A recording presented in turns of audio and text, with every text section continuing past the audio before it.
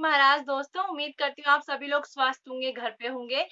तो सबसे पहले तो मैं क्षमा चाहती हूँ कि मैंने जो वीडियोस ब्लॉग्स जो है मेरे लेट हो गए। वो कुछ टेक्निकल प्रॉब्लम की वजह से वीडियोस वगैरह अपलोड नहीं हो पा रहे थे, तो इसीलिए हाँ। अब आज का टॉपिक जो है वो आप सभी लोग जानते हैं, टू वर्ड्स के जो इंग्लिश स्पोकन होते हैं, हम लोग जो बोलते हैं बच्चों के संग लैंग्वेज में, हिंदी और इंग्लिश दोनों को कंबाइन करके आपको बच्चों के साथ बोलना है। उसका आज मैं ये लेके आई हूँ कि आपको बच्चों के संग किस तरीके से इंग्लिश बोलना प्रारंभ करना है और वो क्यों आवश्यक है। सबसे पहले तो मैं आपको बताना चाहूंगी कि हम जो पेरेंट्स होते हैं, हम ही बच्चों की जो फर्स्ट गुरु कहते हैं जिन्हें, वो हम होते हैं, ठीक है। और बच्चा पेट से कुछ सीख के नहीं आता है, हमें उसे सब कुछ सिखाना पड़ता है, याद दिलाना पड़ता है, समझाना पड़ता है, तभी बच्चा समझता और सीखता है। तो जब हम बच्चा छोटा होता है, ठीक, तो हम वहां पर उससे बोलना स्टार्ट करते हैं, तो हम उसके संग जब बोलते हैं तो स्टार्टिंग में हमें पता रहता है कि बच्चा एक शब्द के शब्द या एक आ, मा, पा, बा, इस तरीके से वर्ड्स बोलना स्टार्ट करते हैं। तो हम लोग उनके संग पप्पा, पप्पा, मम्मा, दादा, इस तरीके से वर्ड्स यूज करते हैं, तो बच्चे इस तरीके से पकड़ते हैं। ले लो। तो हम तो आप मानते हैं कि आप ही बच्चे को बोलना सिखाते हैं। इसीलिए मैंने आपको बोला कि हम बच्चों को बोलना सिखाते हैं, हम उनके पहले गुरु हैं, हम उन्हें अच्छा बुरा सिखाते हैं घर से। तो हमें बच्चों को आज इंग्लिश बोलना सिखाने में बहुत ज्यादा ध्यान देना है, क्योंकि हमारे जमाने में मेरे ख्याल से स्कूल में भी इंग्लिश नहीं बोली जाती थी। मुझे जहां तक याद है, मैंने तो आज तक किसी भी टीचर से इंग्लिश नहीं सुनी। हिंदी में ही हम लोग बातचीत करते थे, इंग्लिश हिंदी में ही हम लोग हर कम्युनिकेशन करते थे। मगर आजकल ऐसा नहीं है। आजकल बच्चों के लिए प्राइवेट स्कूलों में अगर बच्चे का एडमिशन भी कराने जाएंगे तो आपके साथ भी टीचर्स इंग्लिश में ही बात करते हैं। ये बात अलग है कि आप उसका हिंदी में जवाब देते हैं, पर इंग्लिश में ही कम्युनिकेशन किया जाता है। वो देखते हैं कि उनके पेरेंट्स, जिन बच्चों का आप एडमिशन करा रहे हैं, उनके पेरेंट्स को भी इंग्लिश आनी जरूरी है, ताकि बच्चों के साथ वो भी इंग्लिश से बात करें। तो अगर आप किसी जॉब इंटरव्यू के लिए जा रहे हैं या टीचर जॉब इंटरव्यू के लिए जा रहे हैं, तो वहां पर भी आपको सबसे पहले फर्स्ट ऑफ ऑल आपको इंग्लिश आनी जरूरी है। बहुत महत्वता बन गई है हमारे देश की इंग्लिश, जबकि हमारी मातृभाषा हिंदी है, मगर हमें अपने बच्चों को इंग्लिश भी सिखानी जरूरी है, क्योंकि सारी चीजें इंग्लिश में ही की जाती हैं। तो अभी 6 महीने से मैंने इसलिए बोला क्योंकि 6 महीने से ही हम बच्चों के संग अगर इंग्लिश में बातचीत करते हैं तो बच्चों के लिए कम्युनिकेशन करना बहुत आसान हो जाता है, और वो अपनी समाज, अपनी सोसाइटी में उतना ही अच्छा निकलता है। ठीक है। तो मैं आगे को देर नहीं करती हूँ, वीडियो बहुत ज्यादा बड़ा हो जाएगा, इसीलिए मैं आप लोगों को अप, अपनी नोटबुक की तरफ ले जाती हूँ। और आप चाहे तो उसका स्क्रीनशॉट ले सकते हैं। कहीं पे भी कभी भी आपको जरूरत लगे तो आप उस स्क्रीनशॉट को देखकर ध्यान रख सकते हैं। दिन में कम से कम 5 बार बच्चों के साथ 5 शब्द का इस्तेमाल आप इंग्लिश में कीजिए, स्टार्टिंग कीजिए बच्चों के संग बोलने की। मैं ऐसा नहीं कह रही हूँ कि आपको इंग्लिश नहीं आती है, मगर मैं ये जरूर कह रही हूँ कि हमें बच्चों को इंग्लिश सिखानी है, तो हमें पहले उसके लिए प्रिपेयर होना पड़ेगा। मुझे नहीं पता है इस वीडियो को देखने वालों को कितनों को ये सब चीजें पता है। अच्छी बात है अगर आपको पता है, पर मुझे तो नहीं पता थी। और मेरे नजरिए से बहुत सारे लोग ऐसे भी हैं जिन्हें कम्युनिकेशन करने में बहुत ज्यादा दिक्कत होती है, क्योंकि उनका जो बैकग्राउंड होता है, उनका जो जिस सोसाइटी से वो होते हैं, उस सोसाइटी में इस तरीके की लैंग्वेज का इस्तेमाल नहीं किया जाता, यानी कि इंग्लिश लैंग्वेज का इस्तेमाल आम बातों में नहीं किया जाता है, हिंदी का ही प्रयोग किया जाता है। जैसे कि पहाड़ में चले जाए तो आप वहां पर आपको हिंदी भी कम बोलने वाले मिलते हैं, पहाड़ी बोलते हैं सब लोग। तो वैसे हमारी सोसाइटी है, हम जहाँ पे रहते हैं वहां पर हिंदी भाषा का प्रयोग किया जाता है। इनफैक्ट वहां पे तो मेरे ख्याल से हम जहाँ मैं रहती हूँ वहां पे तो हमारे वहां पर बंगाली, देसी, बिहारी, पुरबिया, इस तरीके के लोग भी रहते हैं, तो वो लोग अपनी भाषा का इस्तेमाल करते हैं। थोड़ा बहुत उनको हिंदी आती तो वो थोड़ा बहुत हिंदी का प्रयोग करते हैं। तो मैं ये चाहती हूँ कि बच्चे को हर चीज में निपुण रहना चाहिए। तो आइए ब्लॉग स्टार्ट करते हैं। तो फ्रेंड, जैसे कि आप देख रहे हैं, मैंने आपके सामने रखी हुई है एक व्हाइट कलर की नोटबुक, जिसमें मैंने लिखा हुआ है towards letter is spoken English with childrens. तो ये बुक मैंने अपने हाथ से ही बनाई है, और इससे मैंने बच्चों के साथ बोले जाने वाले दो दो शब्दों के प्रयोग करे हुए हैं। तो ये मैंने इसलिए नहीं बनाई है कि मैं ये कहना चाहती हूँ कि आप इंग्लिश नहीं बोल सकते हो। ये बिल्कुल भी नहीं है। इंग्लिश बोलना बहुत ज़्यादा कठिन नहीं है, बस हम उसे समझ लेते हैं। एक्चुअली क्या होता है ना, हमारे घर में, हमारे परिवार में, हमारे समाज में पहले इंग्लिश को इतना महत्व नहीं था। ठीक है, तो हम लोगों ने जैसी भी लैंग्वेज जो हमने पेरेंट्स से सीखी या सुनी है वो है हिंदी। तो हम हिंदी में ज़्यादा माहिर हैं, इंग्लिश में नहीं है, क्योंकि हमने इंग्लिश नहीं बोली। तो ऐसा नहीं है कि हमने इंग्लिश नहीं बोली तो हम इंग्लिश नहीं जानते, हम जानते हैं। कहीं ना कहीं हमारे अंदर वो इंग्लिश का जो एक गुण है वो है, पर हम उसका उपयोग नहीं करते हैं ज़्यादा, इसीलिए हम उसे बोलने में और समझने में हिचकिचाते हैं। तो इसी हिचकिचाहट को हम अपने बच्चों के माध्यम से दूर कर सकते हैं। ये हमारे लिए भी बहुत अच्छी अपॉर्चुनिटी है कि हम अपने बच्चों के साथ अपनी जो ये लैंग्वेज स्किल्स हैं वो सुधार सकें। इसीलिए मैं आज आप लोगों के सामने स्पोकन इंग्लिश के कुछ वर्ड्स लेके आई हूँ। तो आप उम्मीद करती हूँ कि आज का ब्लॉग आप लोगों के लिए बहुत ही महत्वपूर्ण और बहुत ही ज्ञानप्रद, मतलब कि जानकारी से भरपूर रहा होगा। तो 6 महीने के बच्चों से मैंने इसलिए कहा है फ्रेंड्स, क्योंकि जब छोटे बच्चे होते हैं ना तो हमें जैसे भी लैंग्वेज सिखाते हैं, अगर आप पहाड़ी हैं तो अगर आप उसके सामने पहाड़ी वर्ड चूज करते हैं तो वो पहाड़ी सीखेगा। मतलब कि कहने का मतलब, अगर परिवार में 4 लोग हैं, जैसे कि हम नॉर्मली हम कुमाऊं से हैं, तो हमारे जो दादा दादी लोग होते हैं वो लोग हमारे संग पहाड़ी में बात करते हैं बच्चे के साथ, तो बच्चा पहाड़ी भी समझने लगता है। और माता पिता अगर हिंदी में बात करते हैं तो बच्चा हिंदी भी समझने लगता है। तो उसके अंदर जो ये अपॉर्चुनिटी होती है इंग्लिश और हिंदी भाषा सीखने की, ये उसके अंदर बचपन से होती है। तो हमें बचपन से ही इस बात का विशेष ध्यान रखना चाहिए कि हमें बच्चों के साथ जो है इंग्लिश में थोड़ा बहुत कम्युनिकेशन होना चाहिए।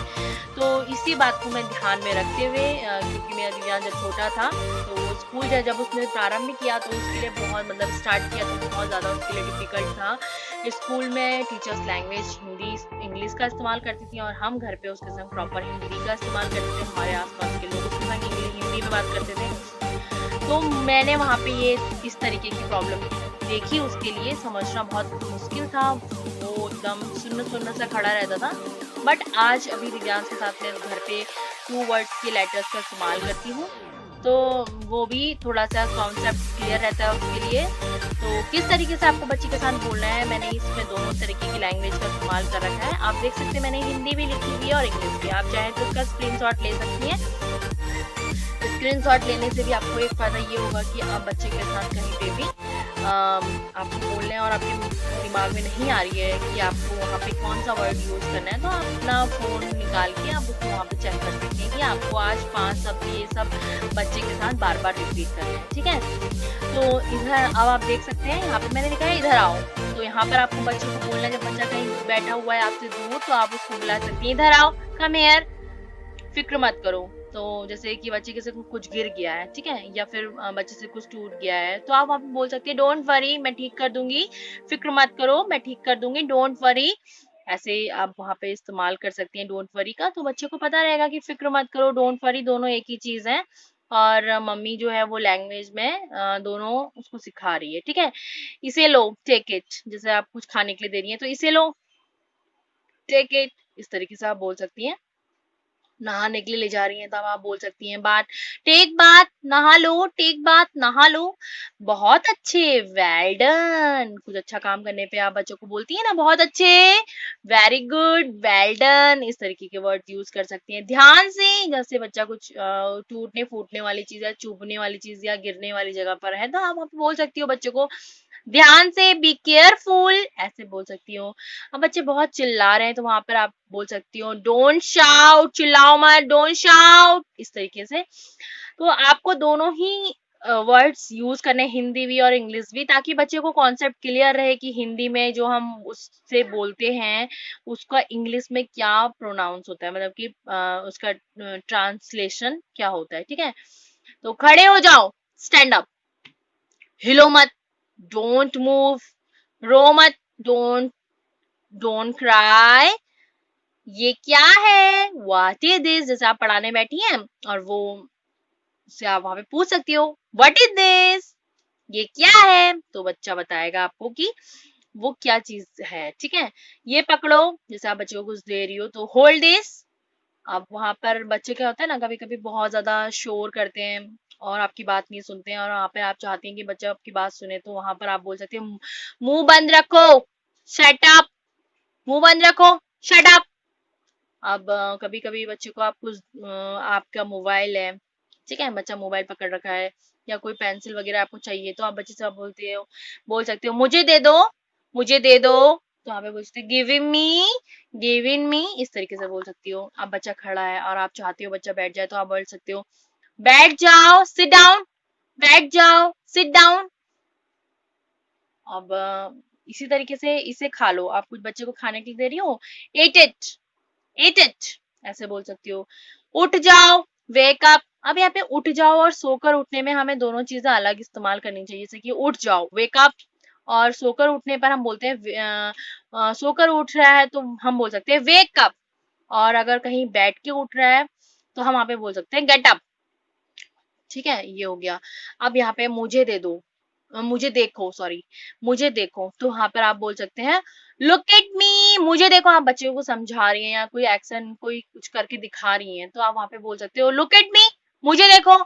या बच्चे ने कुछ शैतानी कर लिया और उसने सर झुका लिया है, तो वहां पे आप बोल सकते हो लुक एट मी, मुझे देखो। आप क्योंकि समझा रहे हो, तो समझाने के लिए आपका आंख, आपका मुंह का एक्सप्रेशन देखना बच्चे का बहुत ज्यादा जरूरी होता है, क्योंकि उसे समझ में आना चाहिए कि वहां पर कहाँ पर वो गलती कर रहा है और कहाँ पर वो सही है। ठीक है, धीरे चलो, जैसे कभी बच्चा कभी क्या होता है ना, वो बहुत तेज चलने लग जाते हैं, तो वहां पर आप बोल सकते हो वॉक स्लोली, धीरे चलो, वॉक स्लोली, इस तरीके से। ठीक है,